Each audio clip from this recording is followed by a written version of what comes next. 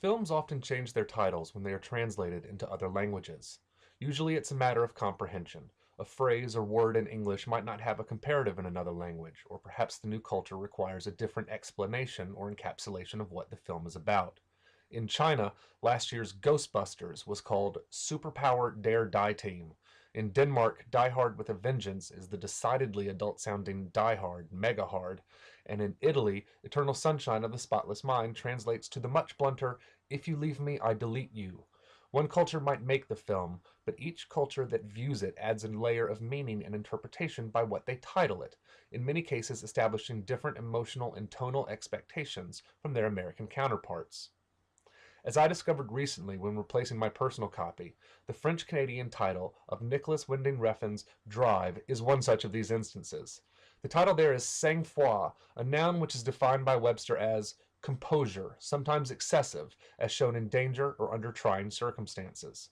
Literally, the term translates to cold blood, and basically it means grace under fire, but turned up a notch in terms of the grace taking on a more masculine connotation as coolness, and the fire becoming a full-blown inferno.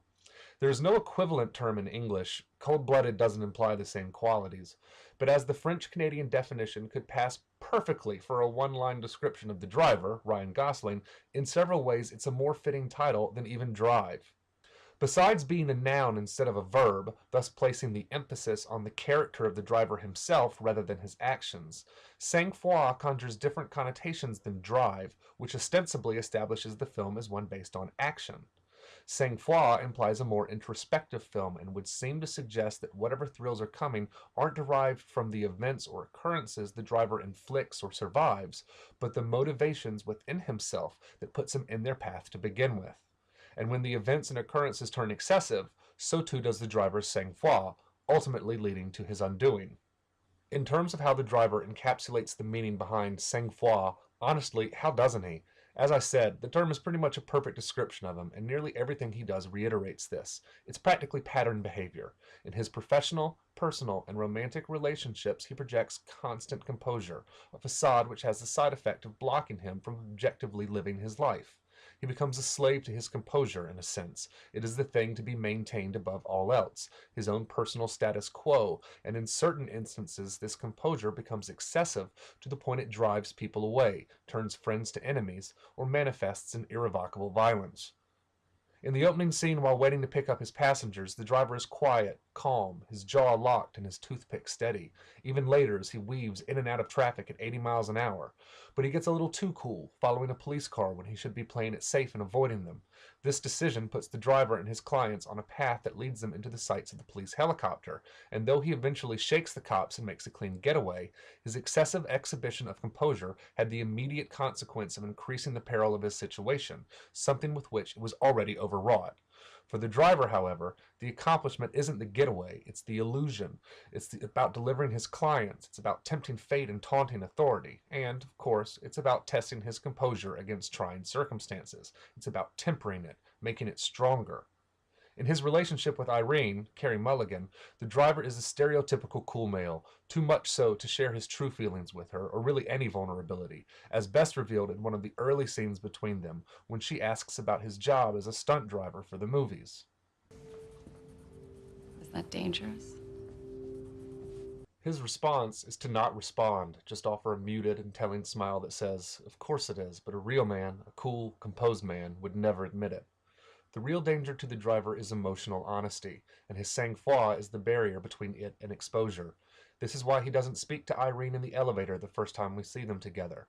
It's why he avoids her and her son in the market, and it's why he doesn't interact with her until her car breaks down and his composure, not to mention his mechanical skill set, forces him to inject himself into her trying circumstance.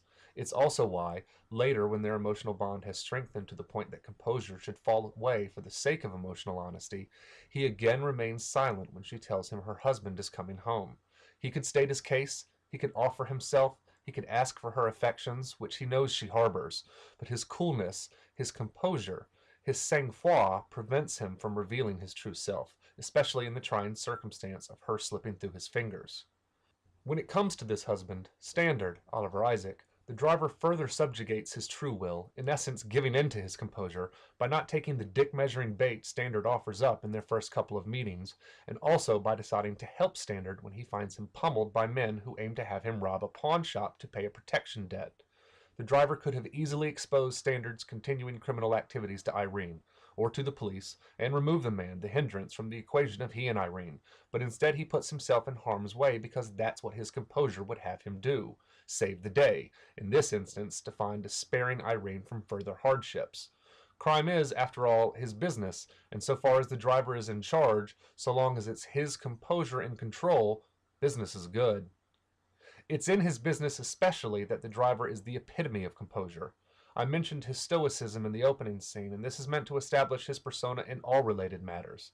He has simple rules that he adheres to without pause or variation because they keep him safe, out of jail, and in high standing with those in need of such services. His composure is his calling card, it is his resume, and in a society that measures a man by his occupation, it is his worth, his value, and his reason for being. But when in a diner he encounters an old client whose sense of discretion isn't up to the driver's standards, his composure is exposed to a truly trying circumstance, one that could result in his outing as a criminal with all the consequences personal and legal that implies. And so that composure falls away, and we see him express violent tendencies for the first time when he tells the man, "How about this? Shut your mouth, or I'll kick your teeth down your throat and I'll shut it for you." It's at this point we learn his composure has a limit, and a graphically brutal one at that. We see now how composure when pressed becomes desperation, and desperation in some people, like the driver, is a very, very dangerous thing. This scene starts the downhill slide into the bloody maelstrom of Act 3. The driver's composure gets its greatest test to that point in the film in the form of the pawn shop robbery, and it doesn't hold up, it doesn't prevent the situation from going south, which it is supposed to do. Composure, after all, is only admirable if it works. It's only a positive trait if it keeps your head level while everyone else is losing theirs. When Standard is killed and the driver is left with money he now realizes he was set up to steal, there is no more need for composure, so he lets it go. He hits Blanche trying to find out the truth, and moments later, when would-be assassins descend on the motel, he kills them, their blood on his face at scene's end, a quite clear signifier that our story is about to enter its last, savage chapter. But before it does, Refn needs to show us that this violence isn't reactionary or defensive. If it was, it wouldn't be nearly as excessive, like his composure has been until now, as it's going to be. So the director sends the driver to a strip club to confront the thug who organized the robbery. Without even speaking a word, the driver smashes the thug's hand and threatens to hammer a bullet into his brain if he doesn't tell him who the money belongs to so the driver can return it. As he crouches over the man with the hammer raised, ready to deliver on his threat, the driver is trembling. The toothpick in his mouth is twitching up and down. This is a shaky mirror to the opening sequence, and the proof that he has finally lost his grip on the sang-froid that defines him. He has given up on thought and given in to his inner sadism, and this isn't a switch, a thing that can be flipped back and forth. It is a door that locks behind him. This is the scene in which the driver opens the door. It is in the next that he closes it again, on the other, darker side now. As I pinpoint it, the third act begins after the scene in the elevator in which the driver kisses Irene, then kills the hitman sharing their ride by stomping his head into jelly. Before this murder, the driver finally and irrevocably revealed his emotions for Irene. After it, she reveals hers. The look on her face when the elevator closes between them at the end of this scene, an amalgam of shock, confusion, fear, disbelief, and disgust in this, in him, in herself even, says it all in regards to this burgeoning relationship. It's over, definitively, and it is never able to be repaired. Composure to the driver was his way of interacting with the world, of being in the world. It was his way of keeping himself and his baser tendencies in check and thus safe. These tendencies, in fact, could have been the impetus for the driver developing such composure. He could have come to a point in his emotional development where he realized he had to either learn to temper his violent side or give in to it. Wanting underneath it all to be, if not good, then normal, he would have tried to control himself. He would have believed his was an animal able to be tamed. He was wrong, but that doesn't make his decision to try any less valiant. It does, however, make his failure all that more tragic. From this moment until the end of the film, the driver's composure, his sang-froid, is all but gone. Violence begets more violent violence, and culminates in the driver's own life seemingly up for forfeit. But it is then, in what are likely his last moments, in this most trying of circumstances, that his composure returns. Instead of lying down to die or seeking help, instead of panicking or crying or lashing out in pointless anger, the driver re-seizes his cool. He gets in the last safe space he can think of, the last space reserved just for him, the driver's seat, and he calmly, coolly, stoically sets off for the horizon. He will at least die composed, even if that same composure delivered him to death in the first place. By titling Drive Sang-Froid for French-Canadian audiences, distributors let them in on a secret that American filmgoers had to discover for themselves. This isn't an action film, nor is it primarily a character study.